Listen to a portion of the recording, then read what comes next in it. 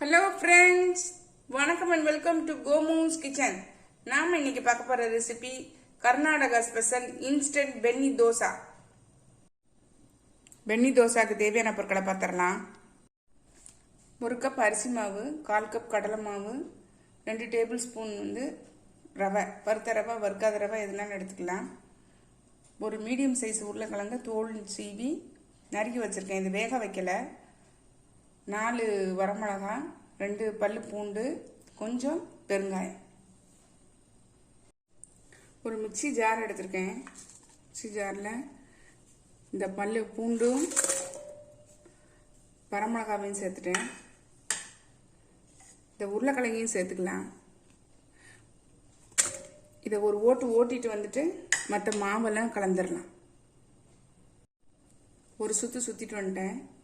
கொஞ்சம் குறகுறப்பாக அரையப்பட்டிருக்கு. நம்ம இதில் இந்த அரிசி மாவை சேர்த்துடலாம்.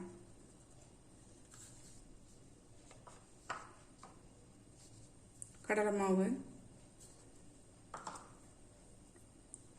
ரவை, வறுத்த ரவை வறுக்காத ரவை இதெல்லாம் எடுத்துக்கலாம். தயிர் ஒரு 2 டேபிள் ஸ்பூன் சேர்த்துக்கலாம். புளிப்பை பொறுத்து நீங்கள் சேர்த்துக்கோங்க. தேவையான உப்பு சேர்த்துடலாம்.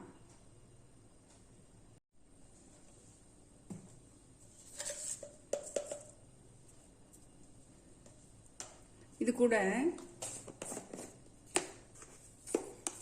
சுகர் ஒரு 1/2 டீஸ்பூன் சேர்த்துக்கலாம்.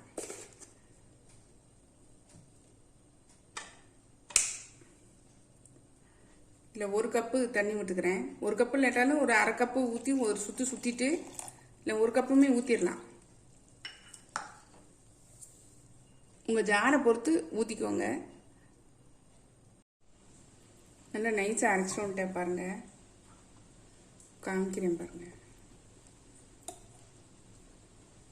இவ்வளோ நைஸாக அரைச்சிக்கோங்க. இப்போ நம்ம வேறு பவுலுக்கு மாற்றிடலாம்.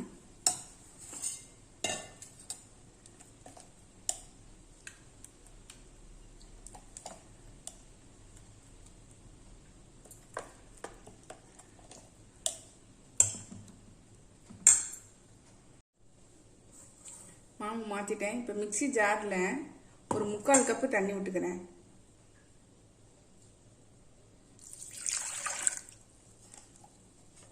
இதை நல்லா கழுவி இதில் சேர்த்துக்கலாம்.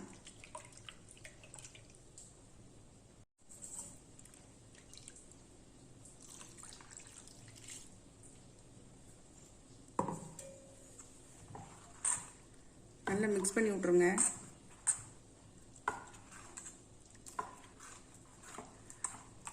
தோசை மாவு பதத்துக்கு இருக்கட்டும்.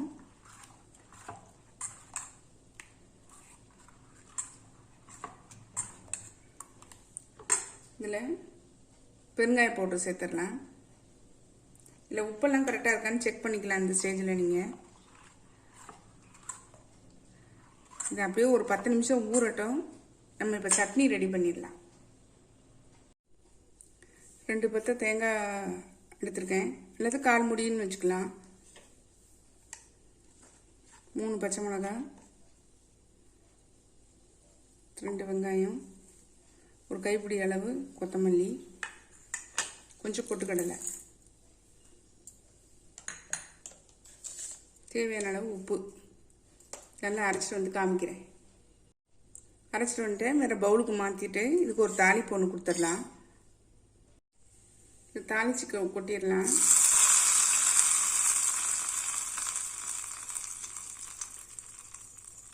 கடுகு, உளுந்தம்பருப்பு, கருவேப்பிலை தாளிச்சு கொட்டியாச்சு. சூப்பராக நம்மளோட சட்னி ரெடி ஆயிடுச்சு. தோசை பார்த்துடலாம். நம்மளுடைய தோசை மாவு நல்லா ஊறிச்சு பாருங்க. இதனுடைய கன்சிஸ்டன்சி இந்த மாதிரி இருக்கணும். நம்ம இப்போ தோசை ஊற்றிடலாம். அடுப்பில் தோசைக்கல் சூடாயிடுச்சு.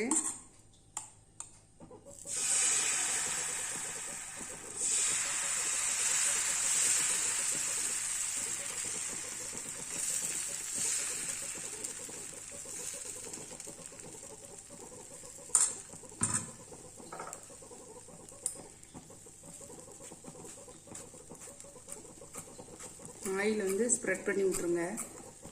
வேகட்டும்.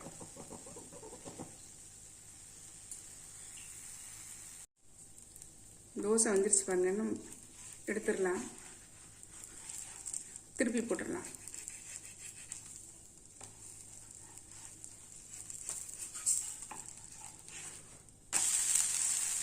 சூப்பராக ரெடி ஆகிட்டு பாருங்க. ஒரு 2 நிமிஷம் வேகட்டும், நம்ம எடுத்துடலாம். தோசை ரெடி ஆகிடுச்சு பாருங்க.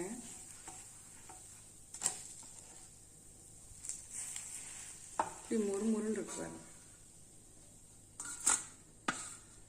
இன்னொன்று ஊற்றி காமிக்கிறேன்.